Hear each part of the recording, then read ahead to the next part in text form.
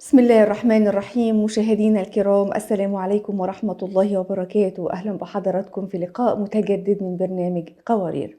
في الحلقة السابقة احنا بدأنا مع حضراتكم سلسلة تحت عنوان أبناؤنا والتربية الجنسية السليمة، وبدأنا الحديث فيها عن أهم القيم والسلوكيات والآداب الخاصة في الجانب الجنسي في مرحلة الطفولة، وسردت ضيفتنا الفاضلة بعض الأخطاء الكارثية اللي بتقع فيها خصوصا الأمهات مع أبنائهم في سن السنتين، من باب عدم محافظتها على سترهم، وإن هي ممكن تخلي أي حد يبدل لهم ملابسهم أو يدخلهم أعزكم الله الحمام، أو ممكن إن هم كإخوات مع بعض صغيرين يتطلعوا على عورات بعضهم البعض. وذكرت الدكتورة كتير من الأمور الناتجة عن جهل كبير عند بعض الأمهات وبعض الآباء، خصوصا كمان اللي بيتكشفوا كآباء وأمهات أمام أبنائهم. ودي من ضمن أهم القيم اللي المفروض إن احنا ناخد بالنا منها، وهي الحفاظ على الستر وآداب الستر. بإذن الله تعالى النهاردة هنستكمل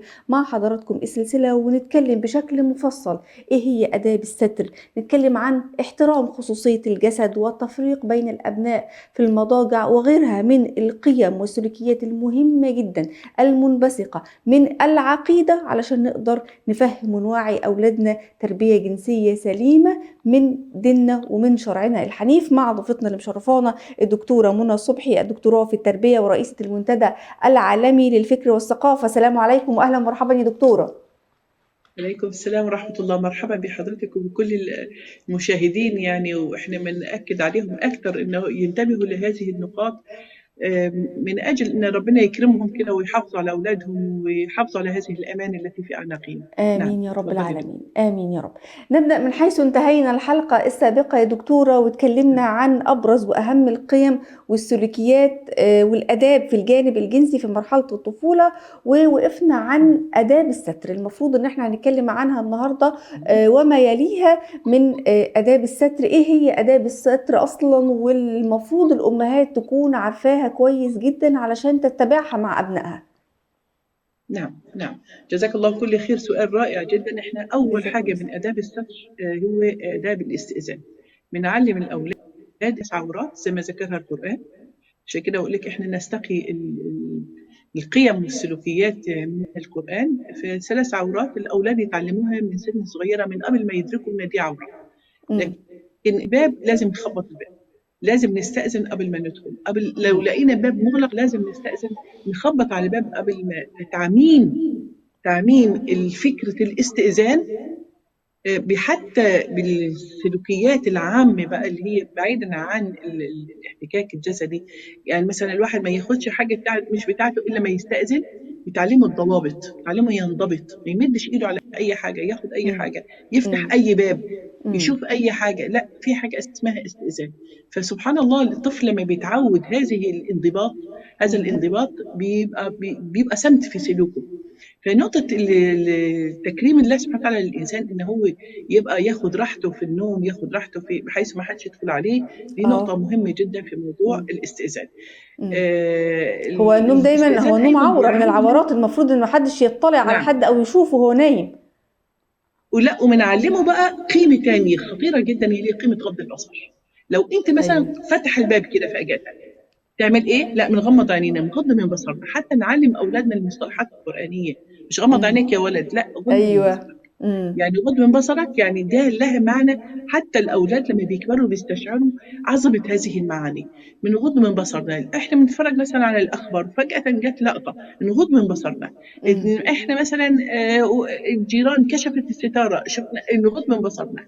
احنا ماشيين في الشارع، نغض من بصرنا. أنا مرة كنت يعني ماشية مع بنتي، كانت صغيرة عندها 4 5 سنين كده، ولقيتها مم. مغمضة عينيها، شافت واحدة لابسة مش كويس، ففضلت مم. مغمضة عينيها طول الطريق وأنا مش واخدة بالي، ماسكة في إيدها. عدي، لا يا اه. ما مشيت الست، لا كويس مم. جدا. ان هو ده بقى اللي احنا بنقول ايه الثانيه، اللي هو الحياء. الحياء ده نقطه مم. يمكن لما هنيجي عليها حضرتك انك تسالي فيها، نقطه مم. مهمه جدا جدا كقيمه اه. بتحكم حركه الانسان. مم. وبتعلمه ان في حاجه اسمها ضوابط، في حاجه اسمها حدود، في حاجه اسمها مم. الحفاظ على الانسان نفسه والحفاظ على اللي قدامه. نعم، بالظبط. ده طيب بالنسبه دكتورة، احنا لاداب عندنا الاستئذان. جزئية جسم الإنسان فينا له خصوصية، كل واحد فينا جسمه له خصوصيته، صحيح. والمفروض إن ما نعم. حدش بيتعدى على خصوصية جسمه، سواء حد قريب أو حد غريب. خلينا نتكلم عن احترام خصوصية تمام. الجسد. إيه خصوصية الجسم. معناها أصلا يا نعم. دكتورة؟ وإزاي أفهمها لأولادي احترم خصوصية جسدك دي؟ أقربها له وأفهمها له بشكل مبسط إزاي؟ نعم، هو حقيقة لما بنعلم أولادنا نحترم عقولهم من سن صغيرة، ونبدأ نعرفهم أسماء أجزاء الجسم. يعني نعرفه مثلا في عبارة عن خرائط موجودة في المكتبات. حقيقة أنا كنت بعملها عن تجربة مع أولادي، بعلقها لهم في غرفة الجلوس. يعني الجهاز الهضمي، الأجهزة، الجهاز الهضمي، الجهاز التنفسي، الجهاز البولي، كل ده بيتعلق. بعد كده في عندنا مثلا الحواس، يبقى هنا العين، ده الأذن، ده كذا. تعريف الطفل أسماء أجزاء الجسم، هندخل في الأعضاء التناسلية، هنحكي عليها باسمها الحقيقي.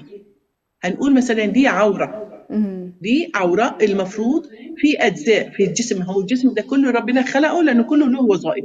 كل عضو، كل حاسة من الحواس لها وظائف. في أجزاء منها تبقى متغطية علشان ما ينفعش واحد يشوفها، دي اسمها الجزء الخاص. وفي أجزاء عامة، حتى إحنا ممكن نعمل عملية محاكاة لأفكار الأطفال. إيه رأيك نخبي عينك مثلا في بطنك؟ أنا مش قادر أشوف، يبقى العين دي لازم تبقى ظاهرة، لأنه هي بتخلينا نشوف. لكن في أعضاء وفي حاجات نحن مخبينها، الله سبحانه وتعالى مخبيها بالجلد، مخبيها بالعظم علشان نحافظ عليها. دي مثلا القلب طيب والطحال والكبد حضرتك يا دكتورة قلتي نقطة مهمة جدا عايزة ارجع لها، وهي ان احنا نسمي الأعضاء بمسمياتها الصحيحة. نتكلم نعم. ان دي مثلا عورة، ده الجهاز التناسلي. انا أيوة. عايزة تعليق حضرتك على نقطة كتير كتير كتير من الأمهات بتعملها.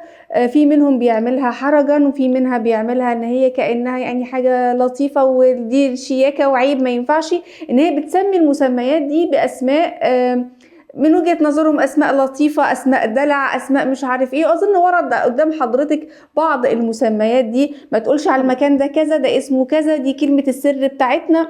فبتلاقي في ميوعة شوية في الموضوع، وفي نفس الوقت بتقول طب يعني هو هيجي يقول لي قدام الناس ماما كده كده المكان ده كده، فأنا هتكسف وهو هيبقى مكسوف. أنا لازم إيه، يبقى في كلمة كده معينة هو يقولها لي. إيه رأيك في الموضوع ده؟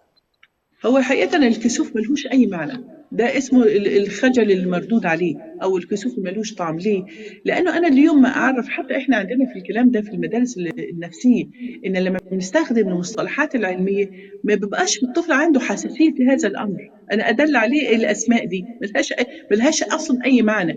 أنا كل الحكاية ممكن مثلا يبقى في سين بيننا وبين الأطفال لما يكون عايز يروح الحمام، ماما أنا عايزة أعمل كذا، يعني خلاص إيه الموضوع ممكن يبقى بسيط يعني. لكن تسمية الأعضاء نفسها لازم تسمى صح، بحيث الطفل نفسه. هي الفكرة في منين تيجي الانحرافات أو بيجي الفضول الجنسي عند الأولاد، وده هنحكي عليه في حلقات تانية. منين بيجي؟ لأنه أنا بدي نوع من أنواع الحرج في التسمية. طب وبعدين أنا عايزة أعرف ده اسمه إيه؟ ده عشان إيه؟ دي إيه وظيفته؟ أنا بعلمهم من الأعضاء الجنسية بتاعت الإنسان إنه بيستخدمها عشان يدخل الحمام. فبالتالي الأعضاء دي لازم واحد يغطيها. مش صح إن هي تبقى بارزة، مش من حق حد يقرب عليها، مش من حق حد يشوفها. أنا المفروض ما أشوفش غير. بكل بساطة لما أنا بعرفهم كده يبقى في عندي نوع من الاتزان اللي بيوصل للطفل، إن إحنا بنتعامل بالأمور بشكل طبيعي. النقطة اللي يخليها بقى بعد كده إن أنا لما بعرفه الحواس وبعرفه الأعضاء وبعرفه إن الجسم الإنساني ده مكرم عند الله سبحانه وتعالى. ممنوع ان انا استخدمه في شيء ضار. يعني مثلا مش هاكل اشياء ضاره اتعب الجهاز الهضمي، مش هاكل اشرب حاجات مثلا وحشه او غير صحيه فهتعب برضه جسمي. ابدا بعلمه التغذيه السليمه، وبعلمه اللي بيضر الجسم وبينفع الجسم. فاحنا مثلا بنديلهم طبق فيه خضروات كذا كذا عشان ده مصلحه الجسم. من مصلحة الجسم أيضا إن إحنا نحافظ عليه بعيدا عن إن حد يضغط أو يأذيه أو يتعبه. يعني أنا مثلا لو هنط من الشباك من الدور الأول لا، أنا هكسر جسمي، ممنوع. لو حد نط عليا عشان يكسر جسمي أو يلعب معايا ويأذيني، ممنوع. نبدأ نعلم الأطفال بشكل تدريجي، لأنه استيعابه للأمور محتاج منطق تدريجي، من فكرة إلى فكرة، من موضوع إلى موضوع. فهنا بقى بعلمه إن في أجزاء من الجسم تتغطى، في أجزاء من الجسم المفروض أنا أتعامل معها بشكل صح. يعني مثلا لما أقعد أضم رجلي، ما ينفعش أقعد أفتح رجلي لأنه ده منظر مش لطيف، منظر مش كويس. لا، أنا حافظ على جسمي. مثلا أنا هقعد على رجلين حد، لا ده مش صح، لأنه أنا كده بأذيه. أنا حتى لو قال لي تعالي اقعدي على رجلي هقول له لا، المفروض يبقى في دائرة حوالين جسمي ما حدش يقرب عليها ولا أنا أقرب فيها عليها. إحنا هنا بننتبه كأمهات على إيه؟ على لعب أولادنا مع بعض، على هزارهم مع بعض، على احتكاكهم الجسدي مع بعض. أنا هنا بالظبط. لازم تبقى الأم حاضرة في كل التفاصيل دي، بنت مع بنت، بنت مع ولد، بنت مع قريبنا، لا بنت مش والله أطفال وأبرياء وبيلعبوا مع بعض، يلعبوا ما فيش مشكلة، بس منتبهة. لا حبيبتي أنت كده هتأذيه. يعني أنا أذكر مثلا كان إيه الأولاد يقولوا لي إحنا عايزين ننام معاكم في السرير، أقول لهم أصلا الإنسان كل يوم جسمه بينمو، فأنت لما جسمك بينمو كل يوم في سنتي كده بينمو، فأنت هتضايقي على غيرك، مش هنعرف ننام، هنقع في الأرض. خلاص اقتنعت، على قد عقلها اقتنعت، فراحت إيه تنام في السرير بتاعها.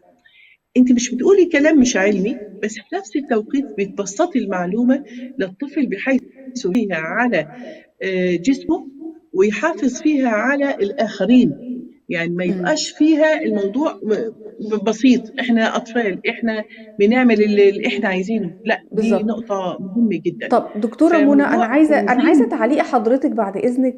نعم. حضرتك اتكلمتي على نقطة اللعب ما بين الأولاد والبنات مع بعض، وإن ما ينفعش حد يلمس عورتك وهو بيلعب، والأولاد نفسهم الإخوات مش. يعني نعم. لازم يكون في حدود وهم بيلعبوا مع بعض. ولكن منتشر جدا ومن زمان قوي قوي يا دكتورة، اسمحي لي أقول لك اللعبة اللي الأطفال بيلعبوها، وأكيد برضو عدت على حضرتك العروس. وسمعتي عنها كتير، إن هو عايز يلعب العريس وهي تلعب العروسة ونلعب مع بعضينا، وكل اللي موجودين يتبسطوا بينا.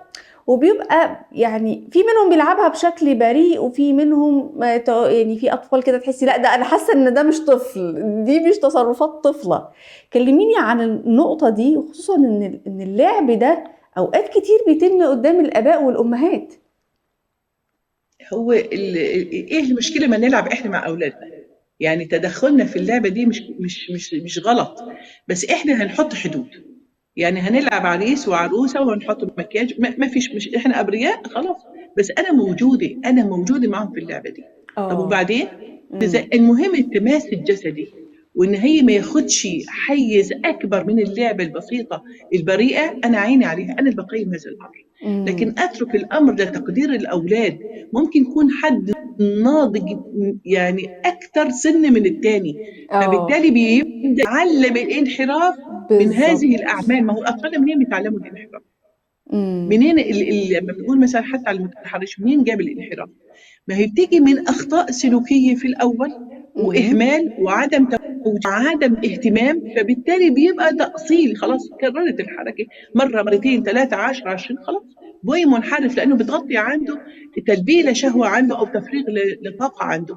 فإحنا بنعمل إيه مع أولادنا؟ بنلعب معهم وبنعرفهم، نلعب مع الإخوات من داخل البيت، ما بنتركش المساحة دي للأولاد هم اللي يتحكموا فيها، عن طريق اللعب وعن طريق المشكلة يا المرح. دكتورة إن الكتير نعم. من الآباء والأمهات لما بيصدقوا العيال تروح تلعب ونرتاح شوية منهم، احنا ما صدقنا بعدوا عننا ودماغنا ارتاحت، احنا هنروح كمان في اللعب بتاعهم نقعد نبص عليهم، فبيتركوا الأبناء بقى ايه يلعبوا براحتهم. حضرتك ذكرتي في خضم كلامك نقطة النوم جنب بعض على السرير.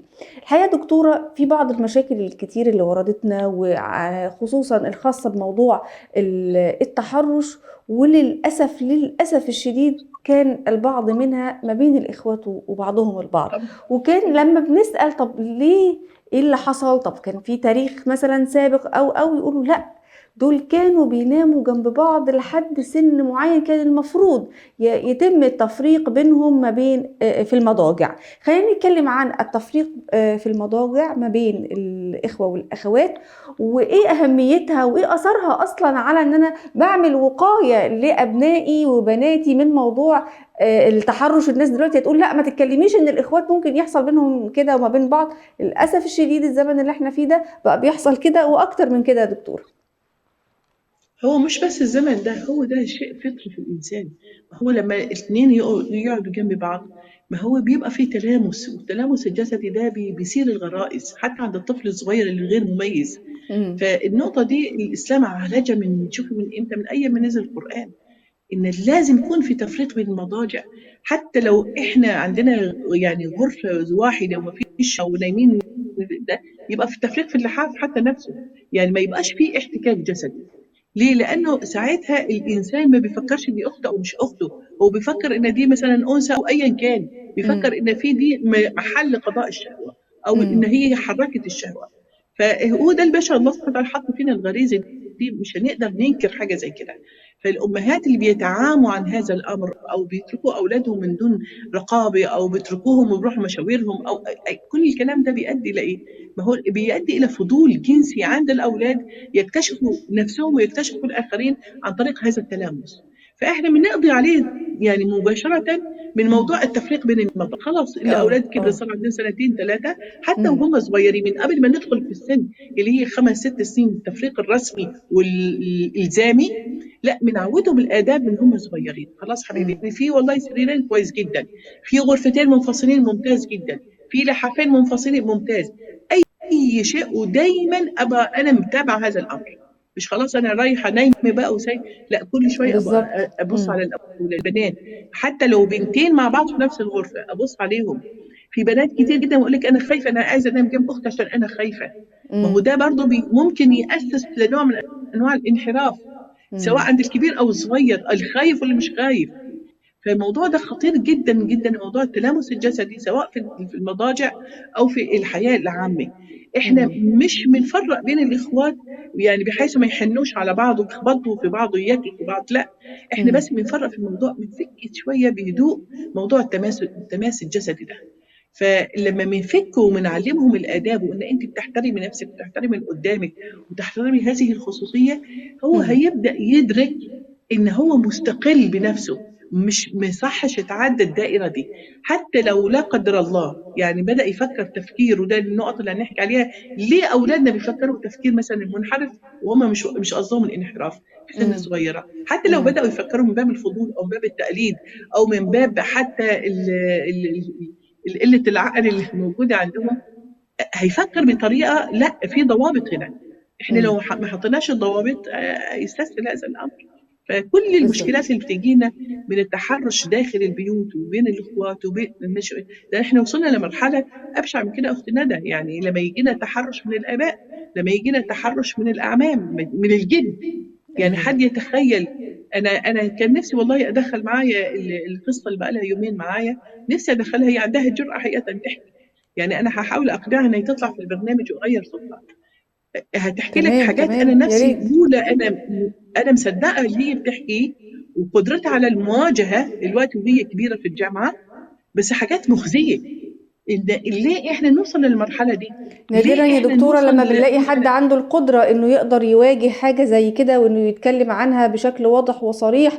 لسه احنا اخرها كنا لسه كان في حوادث كتير جدا حاصلة في بسبب موضوع التحرش، سواء كان الراجل الكبير المدير المالي في احد المدارس اللي تحرش بالطفل اللي مثلا بيدعى ياسين، والغفير العمارة اللي تحرش بطفل، واحد البنا اللي تحرش بطفلة وفقدها عذريتها. والحقيقه يعني الفتره الاخيره دي يا دكتوره، يعني واحده من الامهات قالت لي انا في حاله من الرعب، انا خايفه، انا لو طايله اخلي بنتي احطها كده في يعني ما يعني زي زير مثلا او حاجه كده، لو حد ما يعرفش ده ايه، واقفل عليها وما خرجهاش، ولو خرجت انا رجلي على رجلها اوديها في حته ارجعها منها. مش قادره، وصلت لحاله من حالات الرعب يا دكتوره شديده جدا.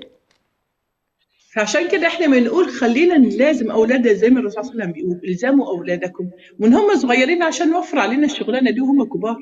انا يوم ما ابقى قاعده 40 ساعه اولادي تحت عيني وانا بتحرك بشكل عن فهم وعن علم وعن مهارات كويسه واقدر اوصل لاولادي المفاهيم والقيم دي، هوفر عليهم هم نفسهم هيحموا نفسهم، هم بنفسهم هيبقوا افضل من كده بكتير. يعني انا مش هفضل طول عمري احاول على اولادي وابقى تعبانه ومرعوبه، ما اتعب بقى في السن الصغيره اللي هي سن الاساس. انا يوم ما نحط الاساس سواء كان البنائي او الوقائي او العلاجي ونحاول نربي اولادنا على الاسس السليمه، تناموا وانت مستريحه وعندك هم عندهم 13 14 سنه، انت طيب واثقه انت ربيتي ايه.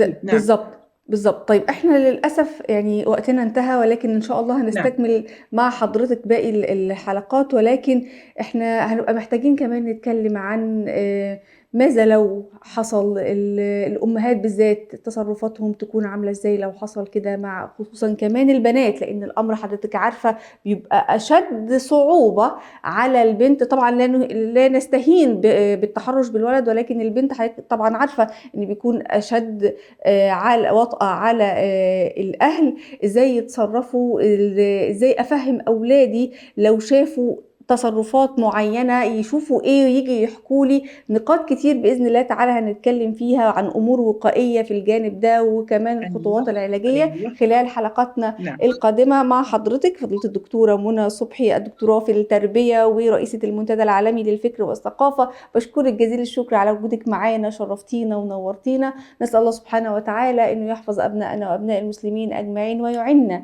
على تربيتهم وحمايتهم، فهم أمانة في أعناقنا هنحاسب وهنسأل عليها أمام الله سبحانه وتعالى.